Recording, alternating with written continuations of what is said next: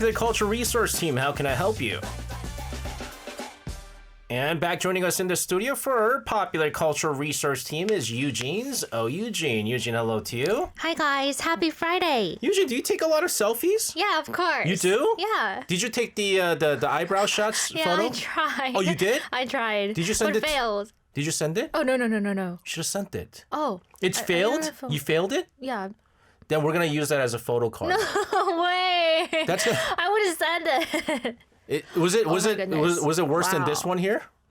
I think mine is better. What? Sorry. What is that? This is what a person sees before they get killed. That's the perspective of a murder victim. Oh, my goodness. It's a murder victim perspective. And Wow. before that person dies, that's what they see. But anyways, we're not going to talk about hideous... What? Are you okay? Yeah, Are you okay? okay. We've been talking a lot about Jeju culture. Yes. As we're talking about when life gives you tangerines. Right. And we talked about the haenyeo divers, the front gates. That was a new thing for me. You apologize. And then, of course, the sun preference. Yes, we did. And speaking of haenyeo, actually, one of our listeners, Nyan, asked a great question last week. She wanted to know if there are day classes where you can experience haenyeo diving in Jeju. So I looked it up, and there are actually haenyeo experience programs in Jeju. So you can try harvesting seafood, taste what you collect, and there are beginner-friendly scuba-style programs with professional instructors. You don't need to know how to swim. They even provide safety training beforehand. And most programs last about 2 to 3 hours, and they usually cost around 50 to 60,000 won, or $30 to $40. Yeah, like last time I went to Jeju, I did drive by a couple of like haenyeo schools. It's very popular. So you can check it out. You could also try to get a license to become a haenyeo. And any of our listeners out there that might have questions of anything that we talk about on the show, if there's like cultural things that you check out, because we can't cover all of them. There's so much. There's so much in so limited time. So True. please ask us and we will cover them. Thank you, Nyan. I don't know if you're tuning in right now. Thank you very much for Nyan. that. So what are we going to be talking about today? So before we jump in, one thing that really defines this drama is its structure. So when life gives you tangerines doesn't tell one person's life in a straight line. Instead, it divides life into 4 seasons. Oh. So episode 1 to 4 is about spring. 5 to 8 summer, 9 to 12 fall, and 13 to 16 winter. So last week we talked about Ajun's spring. Today we're moving into summer part. And summer is when a lot happens all at once. Ajun gets married, has a child, and starts to feel the weight of reality. That's so interesting. I did not know that they divided it. And it They works divided. perfectly because we have True. 4 weeks this month and we're dividing by the season. And I know that, we talked about this last week, right? And how like my mom ate chicken testicles because she wanted a son. And because she didn't have a son, Esun, like she faced so much pressure from her in-laws. Right. And after having her first daughter, Geum-myung, Esun and Kwan-sik struggle to find steady work, but still they fail. And eventually, Esun goes to her grandma for help. And her grandma does something huge. She gives Esun all the money she has saved her entire life. Because before Esun's mom, Kwang-ne, passed away, she asked her mother-in-law to take care of her daughter, Esun. And they both go to a photo studio to take a funeral portrait photo of Kwang-ne. So guys, this is a thing that they do in Korea. Yes. Right? When you hit a certain age, you prepare. We prepare, right? Yes. And unfortunately, when, people pass away at a young age and they didn't take that portrait, or they use any photo that they have. And this one kind of, So, I mean, So as you guys know, we had a very untimely passing of a former guest of our show last year. And seeing his funeral portrait really hurt me because it was just his regular, like, website Like portrait. selfie? Yeah, it was a portrait, like, in his book or, like, his website. And so usually they take a picture So today we're going to talk about Korea's funeral culture, right? Right. So in Korea, for a long time, people would go to a studio and take a funeral portrait specifically for that purpose. It might sound a little bit dark, but in Korea, it wasn't always seen that way. There was even belief that taking your funeral portrait while healthy could bring longevity. It was also about preparing for death in advance. Yes, and it's a very emotional time sometimes, and in fact, they go by themselves Oh, right. to do it. Even though it's like, it's out of the way and they get old and they don't know how to find the place, you would want to ask your children to help you get there. True. But most of them go by themselves because it's just too much for the kids. And so older funeral portraits always seem like very serious or even very dark, right? They were. So people usually looked expressionless because death was treated with solemn respect.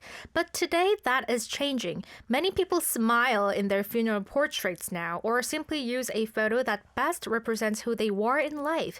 The way we remember death and life is slowly changing. Yeah, it really is. And now we're seeing more of smiling pictures. Right. But if you go in like old school, they're just very solemn. But also, like, think about it. If you're going to the place to take a picture, back of your mind, you're going, oh my goodness, now I'm finally at the age where I need to prepare for death. Right. Even though it could be like 3, 4, 5 years down the road. But I think also like the Korean funeral halls, if you've ever been to them, it might feel very unfamiliar to a lot of our overseas listeners. Yeah, right? definitely. So in a Korean funeral hall or 장례식장, you will see an altar decorated with flowers and fruit with a portrait placed at the center. And the frame is wrapped with 2 black ribbons, which symbolize mourning. In many Western funerals, people see a coffin, but in Korea, people say their final goodbye to the photograph, like this funeral portrait. Yeah, so we have a picture here, which is an example of how it looks like. This is like a smaller. Yeah, it's like a small. And I think it might be a sample. It's bigger than this, the hall. But where the portrait is, right, it's at black the center, frames. Right. And so I didn't know this, but back in the U.S., when I was in the U.S., and then, I was going to buy a portrait to put like pictures and stuff. My dad was like, you bought the wrong portrait. I was like, what do you mean? He's like, you bought black frames. I was like, yeah, I like black. He's like, no. In Korea, you use that for funeral frames. Right. And I was like, oh my goodness. I'm sorry. Did I just kill my ex-girlfriend? I had a picture of my girlfriend. I killed my girlfriend, ex-girlfriend. We have to be very careful. You have to be very careful with the colors. So now that's why in Korea, the popular ones are like either white or like, beige and stuff like. Don't use black frames. But also heard that people used to keep funeral portraits at home too. That's true. So in the past, families often displayed the portrait in a visible place at home as a way of living alongside their ancestors. And that tradition has faded, but it shows how strongly people believed the dead remained part of their lives. And there's another unique thing in the drama. Kwangne's grave is right next to a cabbage field. That's actually very Jeju specific. Oh, really? So, yeah, in Jeju, graves are often built near fields, like close to home and surrounded by stone walls. So when you visit Jeju, you might see graves next to tangerine orchards or along the roadside, so close to people's daily lives. We have a picture here. Oh, wow. That's Kwangne's grave. Oh, wow. Right next to the cabbage So field. they put stone walls over it to kind of, put right. a wall over it. Wow. That's normal. That's really, really unique. That's very Jeju specific. Okay. Oh, my goodness. I did not know this. But I also did hear about putting the portraits of your ancestors in your room because I was freaked out once, right? I went to visit my father-in-law's house. Oh, okay. Right? We went. And I've never been to his house before. Oh. And then I go, and he goes, why don't you say hello to my grandfather, right? I was like, what? I was like, your grandfather? Because, you're pretty old, too. Like, your grandfather or your father? Your grandfather was like, no, my grandfather. I was like, he's still alive? He's like, no, he's dead. I was like, what are you talking about? What do you mean say hello to a dead person? What's going on here? it was a portrait of his grandfather and his father too in one of his rooms. Right. And I was supposed to 인사, and I was like, oh, okay. I thought it was like a body or something like that. I thought it was like something weird going on here. Not at all. But it was portraits. Body, right. Portraits. But is there a reason for building these graves so closely to daily lives? And like, why the stone wall? I know there's a lot of rocks in Jeju. Yeah, but the stone walls, it's called sandam. It's to protect the grave from animals and strong winds, especially in Jeju. Yeah. And placing graves close to daily lives means the dead don't drift far from the living. So life and death are not separated. They coexist in the same space. And that's why Kwangne's grave is right beside the cabbage field near Esun's house. Man, come to think of it, actually, when I was driving around Jeju, I did see a lot of like graveyards on the side of the road or like farms and stuff like that. I was wondering why it was that case, but okay. Very unique to Jeju. Yes. John says SJ killed a relationship by using a black frame. I mean, I'm sorry. You know, it is what it is. Anyway, so we'll continue to talk about all the hidden cultural elements in life when life gives you tangerines, where Yujin's joining us in the studio. But first, this is Lee Chan-hyuk singing Funeral Hope, 장래 희망. Man, that photo is got to be forever a part of the show now. That picture is forever going to be a part of the show. Man, if you guys... That's got to be my photo card from now on. You guys want signed photo cards, let me know. Oh, my goodness. We talked about funeral culture. True, right? Feels like my funeral today. What are we delving into this time? Okay, so this time we move to a turning point in Esun and Kwan-sik's life. So thanks to the grandma's help, they finally get a chance to stand back up by buying a boat. So in Jeju, especially for men, a boat is the most powerful tool to feed a family. And at the same time, it's like a battlefield where you risk your life. Because the sea can be generous, but it can also take everything away in an instant. So even after buying a boat, you don't just head out to sea right away. You always hold a ritual first, which is called 고사. Yes. Oh, 고사. You like this? 고사? Yes. Oh. I do 고사. Oh, okay. I mean, I don't have a ship. But usually when you buy a car, you do 고사 in order so that you don't get into accidents. And I'll explain different ways to do this. Ooh. There's interesting 고사s. There's two different kinds of 고사s. Really? But let's talk about this practice. Okay, so fishermen believed that there are spirits who protected the sea and watched over the boat itself. So before launching the boat for the first time, they hold a kosa to say things like, please let this boat return safely. Please calm the waves.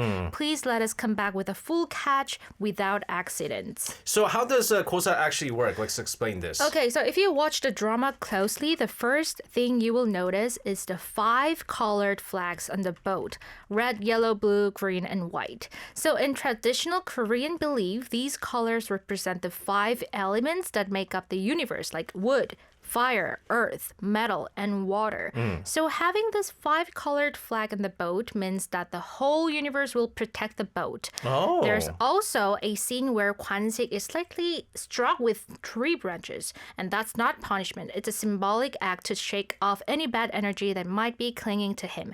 It's like saying, I'm going out to sea now with a clean body and a clear mind. Let's So see that's the photo. flags that you're talking about here. The red, yellow, white, blue, and green. Okay.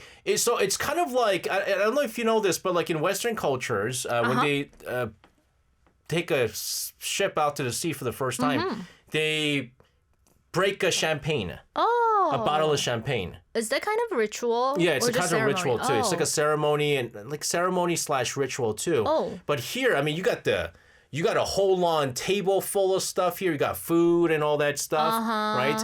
But what I used to do with car, there's 2 things. One is you either take makgeolli or like soju, right, alcohol, and you pour it onto the 4 wheels of the car. Right. You do that, or the other thing that you do is you take eggs. Eggs? Yes, but not any eggs. There's a type of eggs that some are fertilized and unfertilized. Oh. You take fertilized eggs, which means that if you do well enough, you could actually give birth. It comes out as a chick. You take a fertilized egg and you run over it.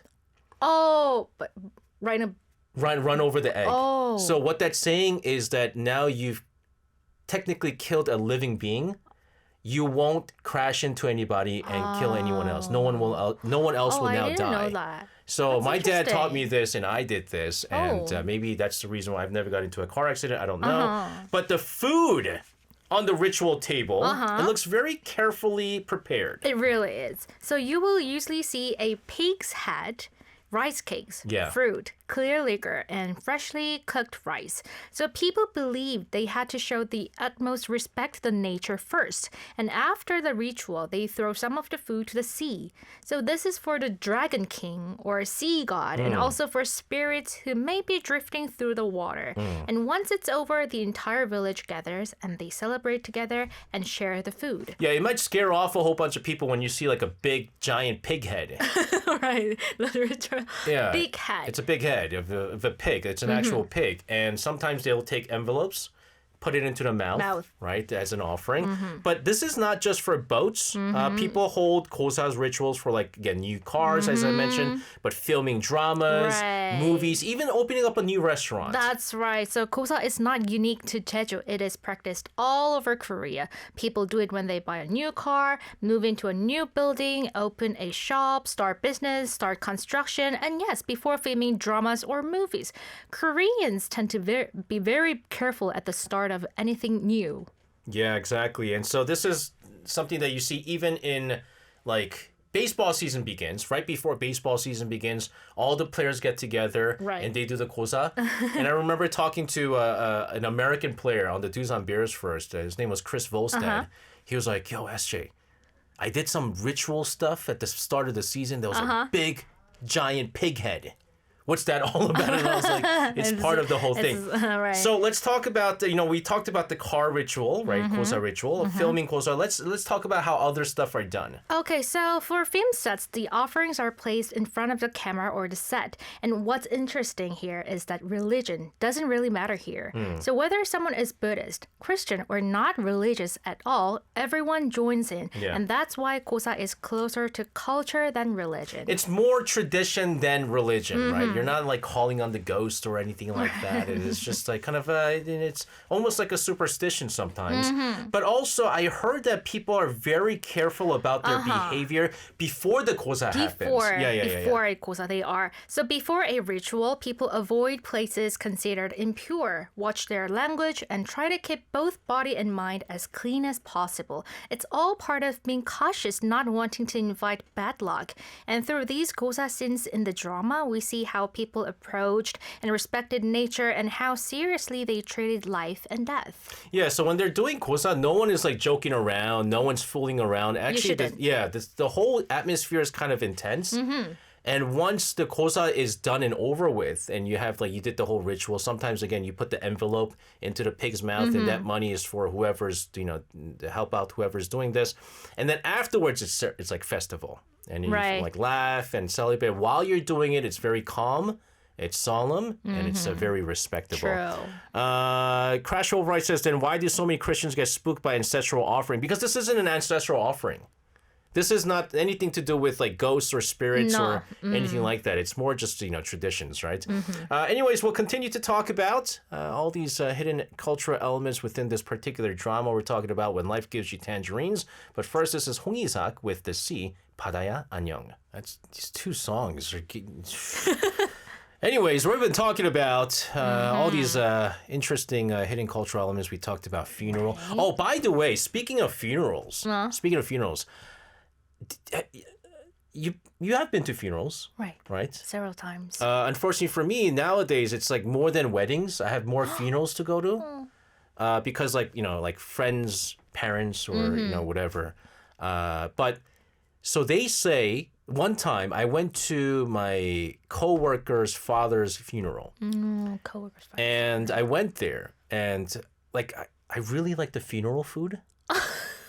Like 육개장, and then what is it? 오징어 무침. All right. Like I really like the chons. Like I really like it.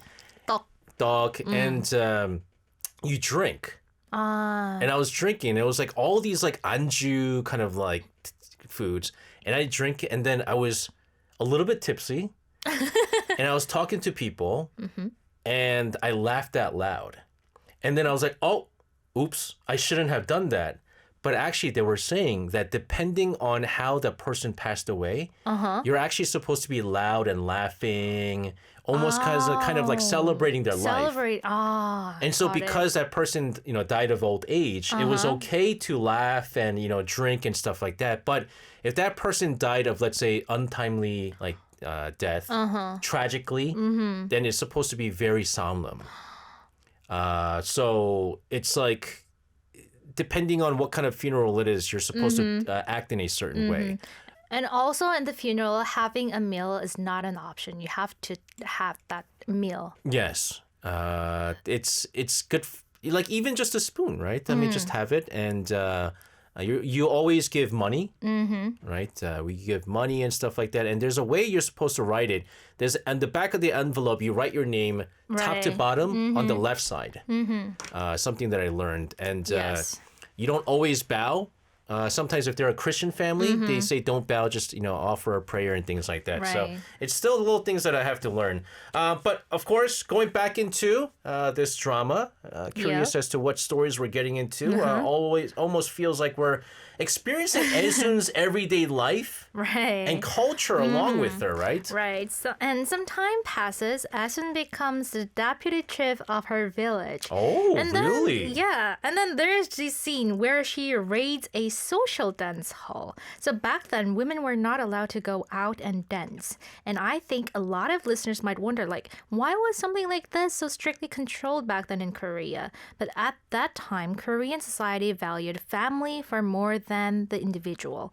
Especially for married women, there was a very strong expectation to stay within roles like compliant and submissive wife, mother, daughter-in-law. So a woman leaving the house dancing with a stranger was seen as stepping outside that social order. It wasn't the dance itself that was the problem. It was the idea of a woman enjoying herself outside the home. That's why the government labeled them as destroying families or morally corrupt. We have a picture of a crackdown, actually. I think, is this a crackdown? It's a crackdown. Yeah. I have a very interesting story in regards to this. Oh. So... like social dance hall? Yes, and crackdowns. Okay. So my late grandfather, my dad's dad, was a police officer. And he went pretty high-ranking later on. And he was part of a crackdown. There was a dance hall. And there was some, reports that there were women dancing there as well. So he went into a raid at night. And he found my grandmother, his wife, dancing at the dance hall. But the worst part about it is that she also had my aunt, the youngest child, her daughter, on the back, with the podegi? Like the thing that carries the child. So she had my aunt on her back and dancing the night away. And my grandfather, who's a police officer, on the crackdown, got her. That's what happened in the drama, exactly, with the little daughter. It's the most embarrassing thing ever, but that's what it is, right? They like, my grandmother wanted to go out and have fun, but she still had the responsibility of taking care of the child. Right. So they brought their child. That's just what happened. Oh, that was for the haircut. Okay, see, if it was too long or okay. But again, it really does feel like the country was stepping deep into people's private lives. Yeah, it really was. The 1970s were a strange time in Korea. The economy was growing rapidly, but at the same time, the government closely managed people's daily life. So working hard was considered a virtue, but dancing, drinking, dating, leisure, those were seen as even dangerous. So social dance halls became an easy target. It might be hard to understand, why would dancing be treated like a crime? But in Korea at that time, even personal enjoyment could be restricted. Oh, yeah, I mean, depending on the time, there were times even when arcades.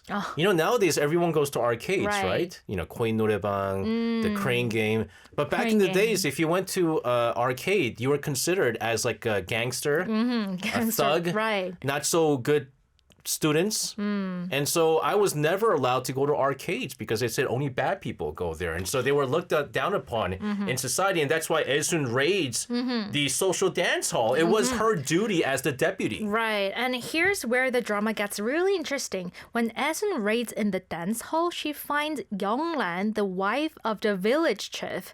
Younglan was someone who lived entirely as someone's wife under a deeply patriarchal husband. So that dance hall might have been the only space where she could exist as herself, not as someone's wife. Oh my goodness. A place to breathe. So when Esun discovers her there, she doesn't report her. Oh. Maybe it's because on some level she understands what Younglan is going through and feels a sense of empathy for her. Yeah.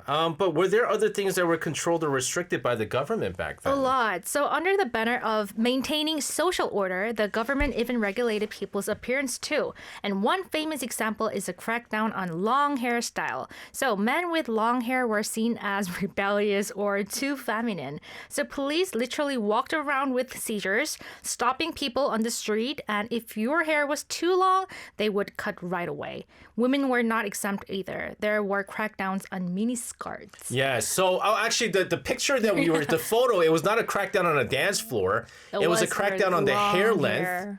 So I thought that was a girl. Men with long hairstyle. They had long hair, so I thought it was like a dance hall, and they cracked down on the girls.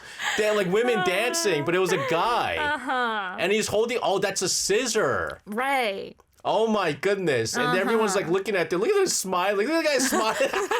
They're smiling. Look at the guy smiling. Oh my goodness. You know that guy's next. His hair is getting cut too. So the fact that they regulated hairstyle and clothing, I mean, this is outrageous, right? No, they did. So skirts that were more than 20 centimeters above the knee were labeled indecent. Police would measure skirt length with rulers, and women could be warned or punished. It's hard to believe now, but this was everyday reality back then. And this is a picture of them trying to see whether or not the skirt was long enough. And I bet you this guy, whoever this guy is, he's probably putting there, he's got the ruler there, and he goes, okay, hold on. Okay. Hold on. I don't have the measurements yet. Oh, wait, hold on. Still, I don't have the measurements yet. And he's probably looking at the short mini skirt all throughout that time. What? Yes, like that. Like that. Like that. This photo is for this. That is the point of view of the mini skirt. That is the point of view of the mini skirt. Goodness. That is the mini skirt shot. Oh my goodness. But it is true. That's what happened back in the days. And I can't believe our producer has used that picture like 4 times today. And it worked all 4 times. That's probably how he looked like when he was measuring the mini skirt. That's creepy. It is creepy.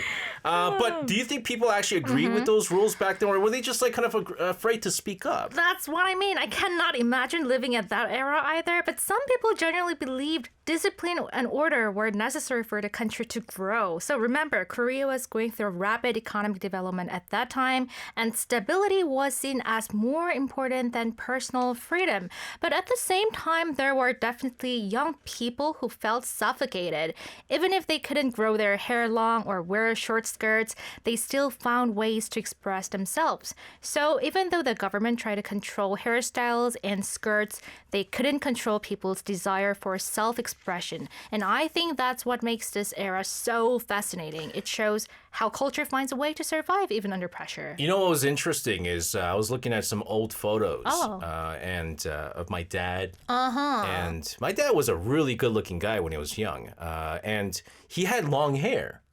Not like really, really long, but it was like maybe down to his like just like cheek the man area. on the photo? Yes. But it was considered long. And I told him, how come he got long hair?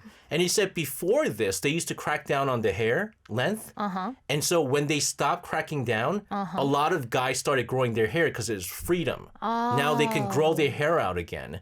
And it was very hippie of him. But it was like considered, I am free from all the crackdowns from the police. And so a lot of guys, in fact, even my uncles, they all had like long hairs and stuff like that. And that's cool though. And my grandfather used to go, with you bunch of hippies, Go study, go to work, stuff like that. But anyways, I think this was quite interesting. There's a lot of things that you learned for the first time watching this drama too. Yeah, right? like let's crack down on long hairstyle, miniskirts, new things. I wonder if they crack down on short shorts. I wear short shorts in the summer. Who wears short shorts? I wear short shorts in the summer. Anyways, Yujin, thank you so much for this. Thank you. I know you're traveling to go back home for the Lunar New Year. I hope you have a fantastic Lunar New Year, and we'll see you when you come back. Thank you. See you next Friday, and happy holiday.